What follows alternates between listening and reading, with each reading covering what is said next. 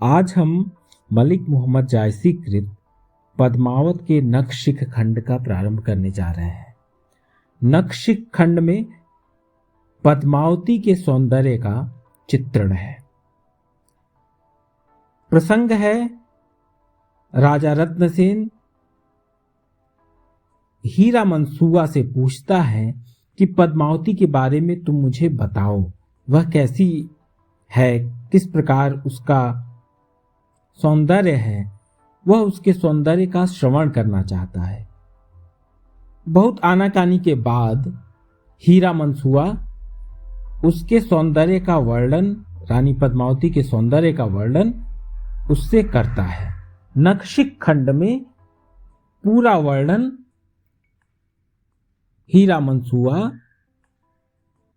राजा रत्नसेन को सुनाता है और पद्मावती के सौंदर्य का वर्णन है। आइए एक एक छंद पढ़ते चलेंगे और उसकी व्याख्या करेंगे। का सिंगार वही बरनो राजा, वही के सिंगार वही पे छाजा। तो हीरामन पद्मावती के श्रृंगार वर्णन का प्रारंभ करते हुए कहता है कि उस पद्मावती के श्रृंगार का मैं क्या वर्णन करूं हे राजा। वही का श्रृंगार वही पे छाजा। उसका श्रृंगार उसी को शोभा देता है और वह कहीं अन्यत्र किसी और माध्यम से उस सौंदर्य को नहीं बताया जा सकता है। और मैं तो ठहरा सुआ तोता, तो मेरे वर्णन की एक सीमा है। फिर भी वह आगे प्रयास करता है। प्रथमई शीस कस्तूरी केसा, बलि बासुकी को और नरेसा। वह कहता है कि सबसे पहले मैं उसके बालों का वर्णन करता हूं और उसके बाल कस्तूरी की तरह श्याम वर्ण हैं और सुगंधित हैं। बलि बासुकी को और नरेसा, और उस पर बासुकी नाग भी बलि जाता है, यानी न्यौछावर हो जाता है। उसके श्याम वर्ण और उसके कालेपन को देख करके बासुकी नागराज भी न्यौछावर हो जाता है। नागों का राजा बासुकी भी न्यौछावर हो जाता है। को और नरेसा, तो और किससे उसकी तुलना की जा सकती है।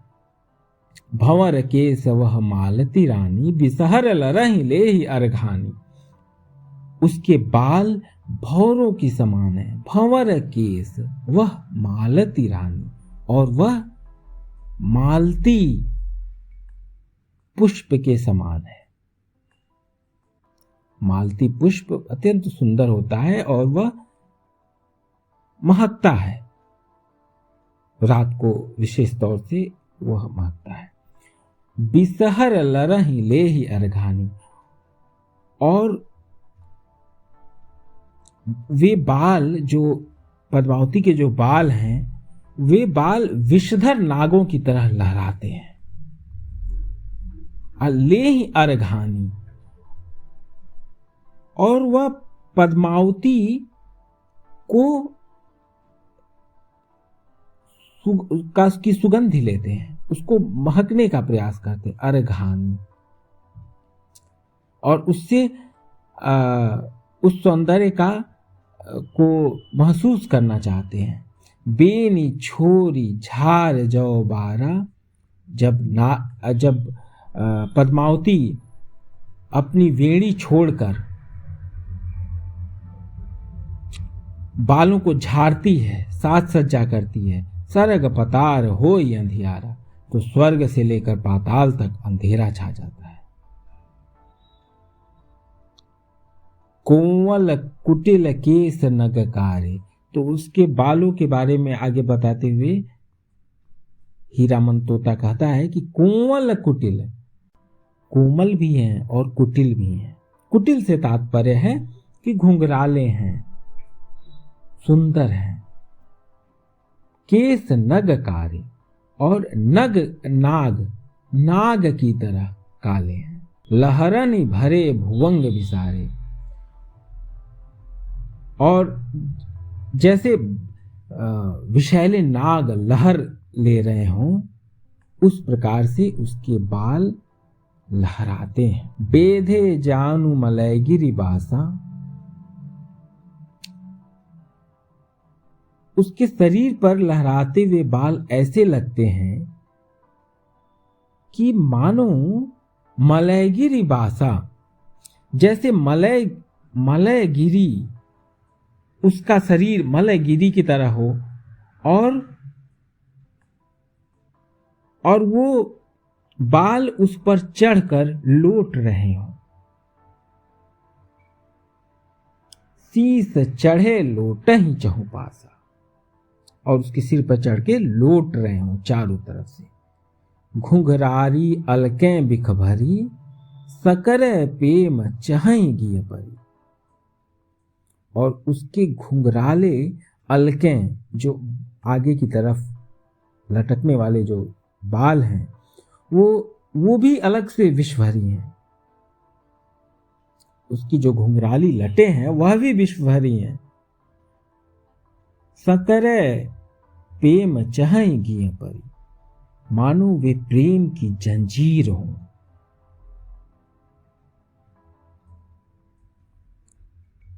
सकरे जंजीर, प्रेम चहई, और प्रेम अर्थात प्रेम चहई, और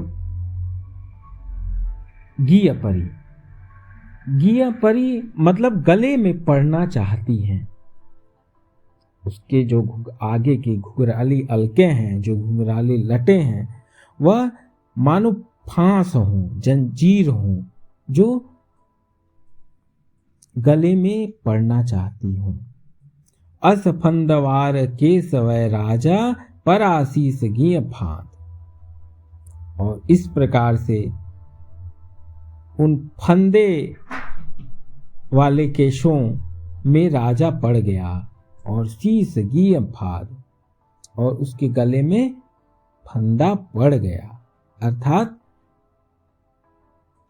प्रारंभ से ही, इस सौंदर्य वर्णन के प्रारंभ से ही, बालों के सौंदर्य को ही सुनकर के राजा रत्नसेन पद्मावती के प्रति मोहित हो गया। अष्टौ कुरी नाग और गाने, भय के सन के बांध। अष्टौकुरी मतलब आठों कुल, नाग और गाने भय के सन्ह के बाद। तो मानो आठों कुल के नाग और गाने उल्टे हुए हैं उन्हीं केसों की वजह से, उन्हीं केसों की बंदी बांध अर्थात बंदी। तो उन्हीं केसों की में बंदी होकर के आठों कुल के नाग लटके पड़े हैं। इस छंद की विशेषता यह है कि इसमें पद्मावती के अलौकिक सौंदर्य का वर्णन प्रारंभ किया जाता है, और उसके सिर से प्रारंभ किया जा रहा है, और उसके बालों से उस पद्मावती के सौंदर्य वर्णन का प्रारंभ किया गया है। जायसी की जो यह कथा है पद्मावत, वह सिर्फ भौतिक स्तर पर नहीं है, वह लौकिक स्तर पर ही न होके पारलौकिक भी है। तो ऐसी अभिव्यंजना स्पष्ट होती है इस छंद में, इस पूरे छंद में, कि पद्मावती कोई साधारण स्त्री नहीं है, उसका सौंदर्य साधारण नहीं है, वह परमात्मा है। तो यह एक दार्शनिक पक्ष है। यदि कोई प्रश्न हो, कोई टिप्पणी हो तो हमें बताएं। हमारे चैनल को सब्सक्राइब करें, लाइक करें, शेयर करें। धन्यवाद।